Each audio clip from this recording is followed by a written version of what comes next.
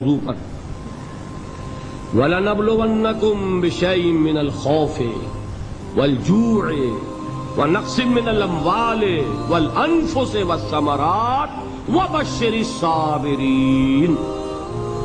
اور دیکھو ہم تمہیں آزمائیں گے، وَلَنَبْلُوَنَّكُمْ ہم لازماً آزمائیں گے تمہیں، بِشَيْءٍ مِّنَ الْخَوْفِ خوف کی کیفیت طاری کر کے، والجوع بھوک فقر اور فاقہ، ونقص من الاموال مالی نقصان، والانفس جانی نقصان، والثمرات اور ثمرات پھلوں اور میووں کا نقصان۔ میرے نزدیک یہاں پر ثمرات کا مفہوم ایک اور بھی ہے۔ ایک تو صاف تھا کھجور کی فصل تیار ہے اور غزوہ تبوک جانے کا حکم مل گیا، کون اتارے گا؟ اور کھجور وقت پر اتری نہیں، برباد ہو جائے گی۔ یہ ہو رہا ہے نا میووں کا نقصان۔ اور میرے نزدیک یہاں یہ بھی ہے، بسا اوقات بہت سی محنتوں کا نتیجہ انسان دیکھتا ہے کہ ضائع چلا گیا، میں نے 10 سال محنت کی، حاصل کوئی نہیں نکلا۔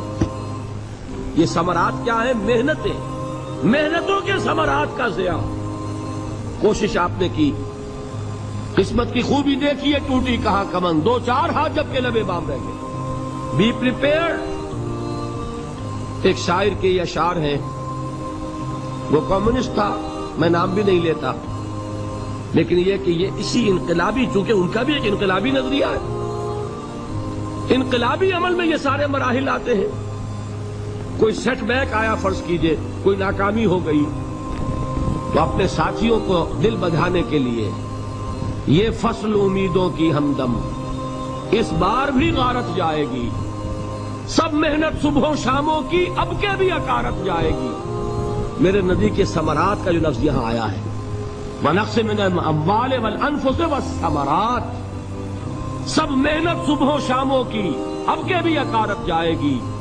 دھرتی کے کونوں کھدروں میں پھر اپنے لہو کی کھاد بھرو، پھر مٹی سینچو اشکوں سے، پھر اگلی رت کی فکر کرو، پھر اگلی رت کی فکر کرو، جب پھر ایک بار اجڑنا ہے۔ ایک فصل پکی تو بھر پایا، تب تک تو یہی کچھ کرنا ہے۔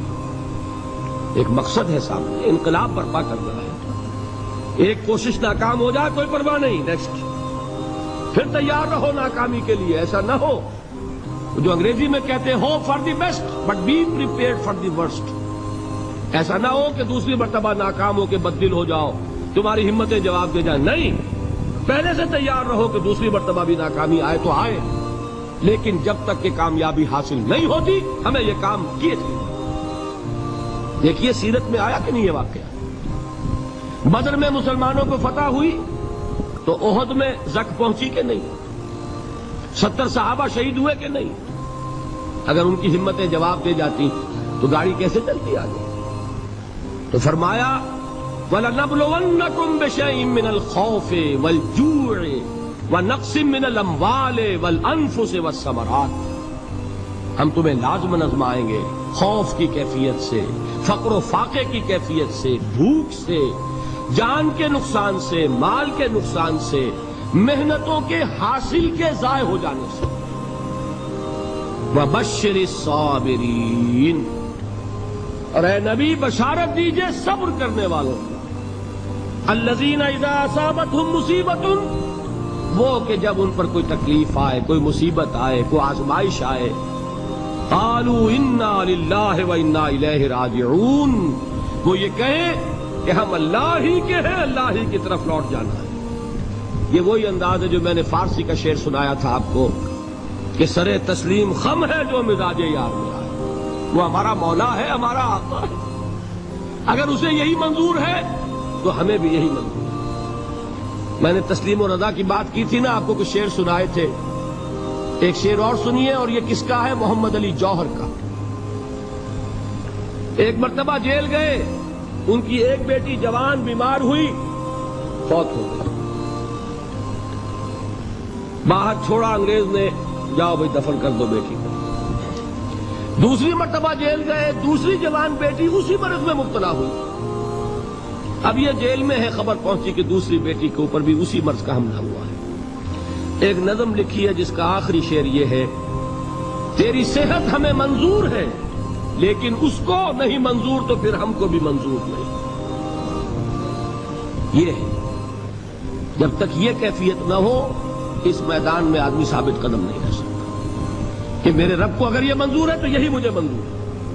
اور تیری صحت ہمیں چاہیے تو ضرور لیکن ہمارے رب کو منظور نہیں تو ہمیں بھی منظور. راضی برضائے رب. وبشر الصابرین الذین اذا اصابتهم مصیبۃ قالوا انا للہ وانا الیہ راجعون. نہ شود نصیب دشمن کے شود ہلاک تیغت سر دوستہ سلامت کے تو خنجر آسمان. اولئک علیہم صلوات من ربہم ورحمہ. یہی ہے وہ لوگ جن پر ان کے رب کی طرف سے عنایتیں ہیں اور رحمتیں ہیں. وَأُولَٰئِكَ هُمُ الْمُهْتَدُونَ. اور یہی ہے وہ لوگ جو کامیاب ہونے والے ہیں، ہدایت پانے والے، ہدایت یافتہ.